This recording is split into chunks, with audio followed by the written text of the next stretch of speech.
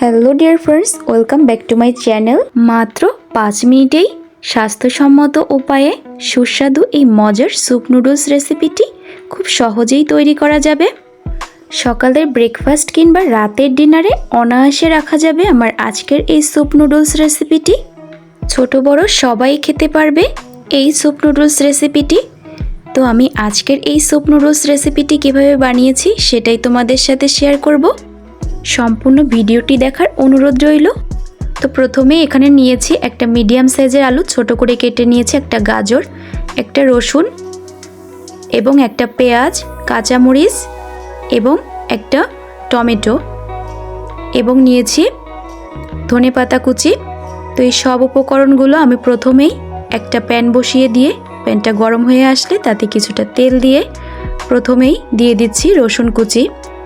রসুনটা হালকা করে ভেজে নিয়ে এবার দিয়ে দিব পেঁয়াজ কুচি, মরিচ কুচি দিয়ে ভালো করে আবার একটু নেড়ে চেড়ে এবার বাকি কেটে রাখা যে সবজিগুলো ছিল একে একে দিয়ে দিচ্ছি।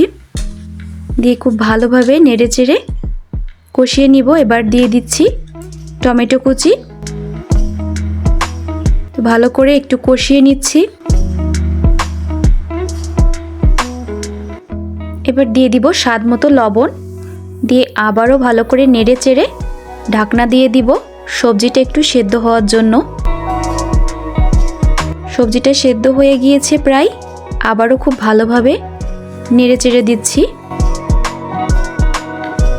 তো এবার এখানে নিয়েছি 2 কাপ পরিমাণ জল।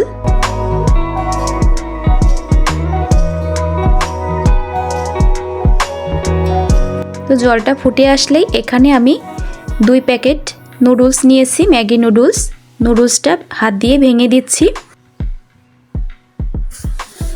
এই স্যুপ নুডলস কিন্তু কোনো ঝামেলা ছাড়াই খুব সহজেই মাত্র 5 মিনিটেই তৈরি করে নেওয়া যায়।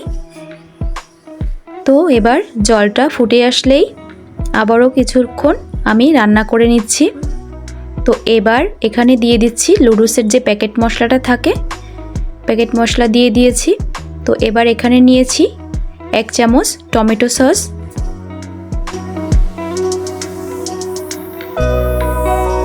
ফুটে উঠেছে। তো এবার আমি এখানে একটা ঢাকনা দিয়ে আবারও কিছুক্ষণ রান্না করে নিব। নুডলসটা অনেক পাতলা, তো এখানে আমি 2 টেবিল চামচ কর্নফ্লাওয়ার নিয়েছি স্যুপটা একটু ঘন করার জন্য।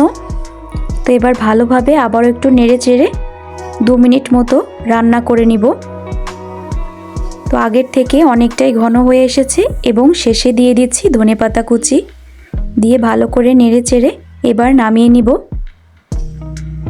তো এই যে আমার তৈরি হয়ে গেল আজকের স্বাস্থ্যসম্মত উপায়ে ঝটপট স্যুপ নুডলস রেসিপি।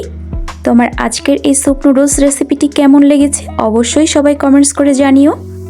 এবং ভিডিওটি যদি ভালো লেগে থাকে তাহলে অবশ্যই একটি লাইক, কমেন্ট, শেয়ার এবং সাবস্ক্রাইব করে আমার পাশেই থেকো। আজকের এই ভিডিওটি এই পর্যন্তই। সবাই ভালো থেকো, সুস্থ থেকো।